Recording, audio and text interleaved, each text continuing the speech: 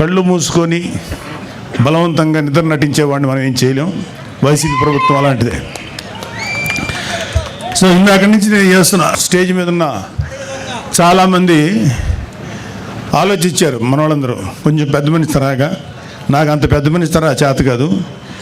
పెద్దిరెడ్డి అక్రమాల గురించి కొంచెం మాట్లాడుకుందాం. అంటే నేను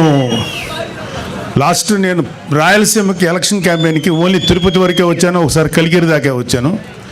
ఆ తర్వాత రావడానికి నాకు అవకాశం దొరక్క నేను పవన్ కళ్యాణ్ గారి పిఠాపురం నియోజకవర్గంలో పనిచేయాల్సి వచ్చింది. అయితే చాలామంది ఇక్కడ చెప్పారు ఏంటంటే పెద్దిరెడ్డికి మేము చాలా భయపడతారండి మనోళ్ళందరూ. చాలామంది కొంచెం మీరు జాగ్రత్త అని. పెద్దిరెడ్డి కదయా వాళ్ళ నాయకుడు జగన్మోహన్ రెడ్డి కదయా, వాళ్ళ నాన్న రాజశేఖర రెడ్డిగా భయపడలేదు, ఇతనంతా అని చెప్పి. న్యాయంగా ధర్మంగా ముందుకెళ్ళేటువంటి ఓ గొప్ప నాయకుడు పవన్ కళ్యాణ్ గారి నాయకత్వంలో పనిచేస్తున్న మాకు పెద్దిరెడ్డి కాదు కదా, ఏ సుబ్బారెడ్డి పిచ్చిరెడ్డి కూడా మాకేమో లెక్కలేదు, డోంట్ కేర్. సో ముందు పెద్దిరెడ్డి అక్రమాల గురించి ఇక్కడంతా స్టేజ్ మీద ఉన్న చాలామంది ఉన్నారు మా జన సైనికులు, వీర మహిళలందరూ. అలాగే ఇక్కడున్న ఏ రాయి రప్ప చెట్టు పుట్టం కదిలించినా సరే ఈ పెద్దిరెడ్డి అక్రమాలు ఎన్ని దారుణాలు చేశారు ప్రతి ఒక్కళ్ళు చెప్తారు. లాస్ట్ టైం వచ్చినప్పుడు కూడా చెప్పారు, అయినా ఒకసారి మీకు గుర్తు చేయదు. అన్నీ ఉన్నాయి, అన్ని లిస్ట్ ఉన్నాయి. రాయలసీమ మొత్తం మీద దాదాపు 23 ఎకరాల భూమిని దోచుకున్నాడు ఈ పెద్దిరెడ్డి. ఆయన దోచుకున్న భూముల రికార్డులు లేకుండా తన అనుచరులతో మదనపల్లి తహసీల్దార్ కార్యాలయంలో ఫైల్స్ దగ్ధం చేయించాడు. తగలబడిన ఫైల్స్ చాలా వరకు 22A కింద ఉన్న ప్రభుత్వ భూములకు సంబంధించిన డాక్యుమెంట్లు ఉందని సిఐడి అధికారులే నిర్ధారించారు. పుంగనూరు పాడి రైతులు నిలువున దోపిడీ చేస్తున్నారు. లీటర్ పాలకి కేవలం 20 రూపాయలు ఆయనే నిర్ధారించి తన సొంత డైరీకి పాలు తరలించాలని పాడి రైతుల్ని బెదిరిస్తున్నారు. ఇప్పుడు కాదులే, ఒకప్పుడు మొన్న ఎలక్షన్స్ వరకు.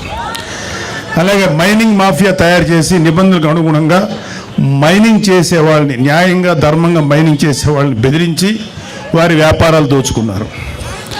పుంగనూరు మదనపల్లి తొంబడపల్లి కేంద్రంగా అక్రమ క్వారీలు, ఇసుక, గ్రావెల్ మాఫియా నడుపుతున్నారు. తిరుపతి మఠం భూములను ఆక్రమించుకున్నాడు. వడమాలపేటలో మండలంలో గుజరాతీ వ్యాపారిని అతని కుటుంబ సభ్యులను బెదిరించి ఆస్తులు రాయించుకున్నారు. తిరుపతి నగరంలో చెరువులు ఆక్రమించారు.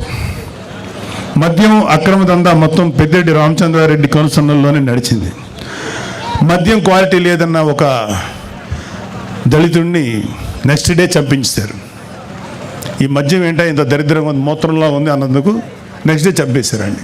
ఆయన కమిషన్ల కోసం, ఆయన కాంట్రాక్టుల కోసం ఆవులపల్లి రిజర్వాయర్ నిర్మాణాన్ని చేపట్టారు. దీనివల్ల 100 కోట్లు నేషనల్ గ్రీన్ ట్రిబ్యునల్కి పెనాల్టీ చెల్లించారు.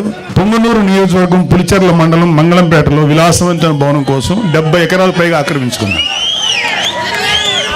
అటవీ శాఖ భూములు ఆక్రమించి మార్కెట్ యార్డ్ నిధులతో రోడ్లు వేసుకున్నాడు. ఎర్రచందనం అక్రమ రవాణా కోసం అడవుల్లో రోడ్లు వేయించుకున్నారు. అటవీ శాఖ మంత్రి పదవి అడ్డం పెట్టుకుని రాష్ట్ర వ్యాప్తంగా మైనింగ్ ద్వారా ఇసుక, మట్టి, కంకర, గ్రానైట్ తదితర ప్రకృతి సంపదలు దోచుకున్న అడవి దొంగ నువ్వు పెద్దిరెడ్డి రామచంద్రారెడ్డి.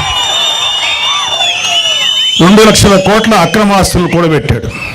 2 లక్షల కోట్లు లెక్క పెట్టాలంటే ఎంతసేపు పడుతుందో, ఎన్ని రూములు కావాలో అర్థం చేసుకోండి. ఆయన అక్రమాస్తుల విలువ మన రాష్ట్ర బడ్జెట్ 2 లక్షల కోట్లను దాటిపోయింది.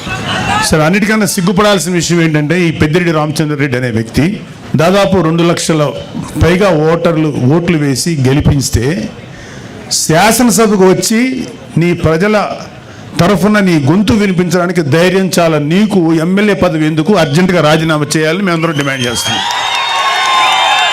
నీకే కాదు, మీ వైసీపీలో 11 మంది ఎమ్మెల్యేలు ఇంక్లూడింగ్ మీ నాయకుడు జగన్ రెడ్డి కూడా గెలిచి ఎందుకు మీరు శాసనసభకు రాలేకపోతున్నారు? ఎందుకు మీ వాయిస్ వినిపించలేకపోతున్నారు? భయం. అంటే మీరు అధికారంలో 150 సీట్లు వచ్చినప్పుడు నోటుకు వచ్చినట్టు బిహేవ్ చేశారు.